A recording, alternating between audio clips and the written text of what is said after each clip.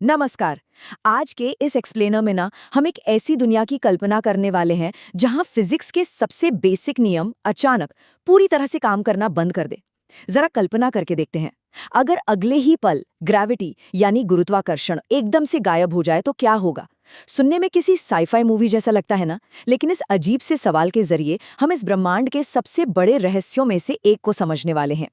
तो चलिए मिलकर कल्पना करते हैं, क्या हो अगर ग्रेविटी बस एक ही झटके में गायब हो जाए। अगर आसपास देखा जाए तो जिस कुर्सी पर हम अभी बैठे हैं या जो जमीन हमारे पैरों के ठीक नीचे है, इन सबको अपनी जगह पर आखिर कौन रोक कर रखता है। अगर वो अनदेखा बंधन अचानक टूट जाए तो अगला पल कैसा दिखेगा। ग्रेविटी के बिना हमारा आम जीवन तुरंत ही एक बहुत अजीब और चौंकाने वाले अनुभव में बदल जाएगा। ओके, चलिए इसमें थोड़ा गहराई से उतरते हैं। ये सामने एक आम क्लासरूम जैसा लग रहा है, लेकिन सच कहूं तो यहाँ अब कुछ भी आम नहीं बचा है। डेस्क्स और चेयर्स हवा में ऐसे तैर रही हैं जैसे किसी ने उनका पूरा वजन ही छीन लिया हो। जमीन से उनका कोई नाता ही नहीं बचा, ना कोई ऊपर है ना कोई नीचे। ये बिल्कुल वही स्थिति है जो ग्रेविटी के गायब होने पर सच में होगी।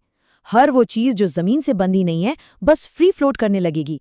ये एकदम क्योटिक और बिल्कुल हैरान कर देने वाली रियलिटी होगी। इस स्थिति का असर ना एकदम तुरंत और चौंकाने वाला होगा। सबसे पहले जो चीजें जमीन से फिक्स्ड नहीं हैं, वो आजादी से हवा में तैरने लगेंगी। किताबें, चश्मे, टेबल्स और हम खुद भी हवा में फ्लोट करने लगेंगे।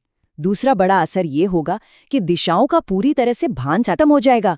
जब कोई चीज नीचे की तरफ खींची नहीं रही तो ऊपर और नीचे जैसे शब्दों का कोई मतलब ही कहाँ रह जाएगा।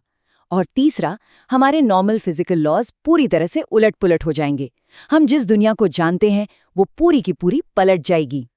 तो उस केओटिक कल्पना से बाहर आकर अब एक साइंटिफिक सवाल पर आते हैं। आखिर ये स्पेस टाइम ग्रिड क्या है? ब्रह्मांड का वो अदृश्य जाल जो इस केओस को होने से रोके हुए हैं। अब यहाँ जो सबसे दिलचस्प बात है ना, वो इस कॉस्मिक ग्रिड की रियलिटी है। यहाँ पृथ्वी स्पेस के एक जाल या फैब्रिक पर मौजूद है। ये सिर्फ एक पिक्चर नहीं है, बल्कि फिजिक्स की एक बहुत गहरी सच्चाई है। हमारी पृथ्वी सिर्फ स्पेस में ऐसे ही तैर नहीं रही है, बल्कि अपने भारी वजन की वजह से वो इस स्पेस टाइम की चादर को मोड़ रही है। उसमें एक दबाव या कर्व बना रही है। ये मुड़ाव या बेंडिंग ही असल में वो ताकत है जिसे हम रोजमर्रा की जिंदगी में ग्रेविटी के रूप में महसूस करते हैं। इस मोड को समझने के लिए हम एक टर्म यूज करते हैं, ग्रेविटी वेल। इसे ऐसे समझिए, ये किसी भी बड़े और भारी ऑब्जेक्ट द्वारा स्पेस और टाइम में बनाया गया एक घुमाव है। ये कर्वेचर ही डिसाइड करता है कि दूसरी चीजें उस ऑब्जेक्ट के आसपास कैसे मूव करेंगी। तो बेसिक सी बात यह है कि ग्रेविटी कोई ऐसी रस्सी नहीं है जो हमें खींच रही है, बल्कि ये इस स्पेस टाइम ग्रिड का डिफॉर्मेशन है जिसमें हमारी पृथ्वी एक बड़ा सा गड्ढा या वेल बना देती है। और ये कंपैरिजन ब्रिलियंट तरीके से इलस्ट्रेट करता है कि हमारी दोनों स्थितियों के बीच आखिर क्या अंतर है। एक तरफ वो क्योटिक क्लासरूम है जहां डेस्क्स और चेयर्स बेतहाशा हवा में उड़ रहे हैं, जिसे हमने ग्रेविटी के बिना कल्पना किया था। और ठीक दूसरी तरफ ये perfectly structured invisible cosmic grid है जिसे पृथ्वी मोड़ रही है। ये कर्व्ड ग्रिड ही वो वजह है जो पहली स्थिति वाले उस खेओस को होने से एक्चुअली रोकती है।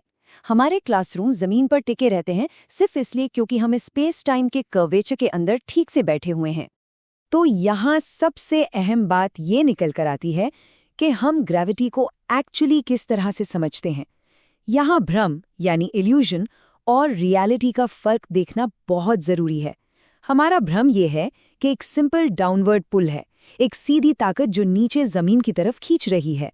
लेकिन आइंस्टाइन की फिजिक्स के मुताबिक रियलिटी बिल्कुल अलग है। असलियत यह है कि ऑब्जेक्ट्स सिंपली स्पेस टाइम की कर्व्ड ज्योमेट्री को फॉलो कर रहे हैं। असल में हम नीचे नहीं गिर रहे हैं, हम तो बस उस ग्रिड के घुमाव के रास्ते पर चल रहे हैं जो पृथ्वी के मास ने बनाया है। तो इस सभी जानकारी को देखने के बाद एक बहुत ही गहरा सवाल सामने आता है, क्या हम सच में बस इस ब्रह्मांड की अदृश्य लहरों और कर्व्स पर सर्फ कर रहे हैं? ये कल्पना करना ही अपने आप में कितना अद्भुत है ना, कि हमारी रोज की आम रियलिटी को बनाए रखने के लिए इतनी बड़ी इनविजिबल कॉस्मिक फोर्सेस लगातार बैकग्राउंड में काम कर रही हैं। आज के इस एक्सप्लेनर से यही सबसे बड़ी सीख मिलती है। इन रहस्यों के बारे में विचार करते रहिए, क्योंकि इस ब्रह्मांड में समझने और हैरान होने के लिए अभी भी बहुत कुछ बाकी है।